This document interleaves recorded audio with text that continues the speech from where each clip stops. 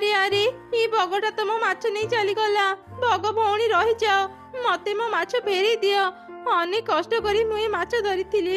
ମାଛ ବିକ୍ରି ନ କଲେ ମୁଁ ମୋ ସ୍ୱାମୀଙ୍କୁ ଡାକ୍ତରଖାନା କେମିତି ନେବି? ଚଢ଼େଇ ମନ ଦୁଃଖରେ କାନ୍ଦୁଥିଲା। ସେପଟେ ବଗ ମାଛ ନେଇ ଯିବା ସମୟରେ ହଠାତ୍ ସେ ଗୋଟେ ଗଛରେ ବାଜି କିଛି କଣ୍ଟା ବୁଦା ଭିତରେ ପଡ଼ିଗଲା। ଏ କଣ? ମୁଁ ତ କଣ୍ଟା ବୁଦା ଭିତରେ ପଡ଼ିଗଲି। କିଏ ଅଛ? ମତେ ବଞ୍ଚାଅ। ଏ କଣ୍ଟା ବୁଦା ଭିତରେ ମୁଁ ପଡ଼ିଯାଇଛି। କିଏ ଏମିତି ଚିତ୍କାର କରୁଛି? ସେ ନିଶ୍ଚୟ କିଛି ବିପଦରେ ପଡ଼ିଥିବ। ମୁଁ ତ ପାଖକୁ ଯାଏ। ଚଢ଼େଇ ଭଉଣୀ, ମତେ ବଞ୍ଚାଅ। କଣ୍ଟା ଗୁଡ଼ିକ ମୋ ଦେହରେ ଫୋଡ଼ି ହେଇଯାଉଛି। ମତେ ଭାରି କଷ୍ଟ ହେଉଛି। ଦୟାକରି ମତେ ଏ କଣ୍ଟା ବୁଦା ଭିତରୁ ବାହାର କର। ତୁମେ କିଛି ସମୟ ଧୈର୍ଯ୍ୟ ଧର ବଗ ଭଉଣୀ, ମୁଁ ଏବେ ତୁମକୁ ଏ କଣ୍ଟା ବୁଦା ଭିତରୁ ବାହାର କରୁଛି।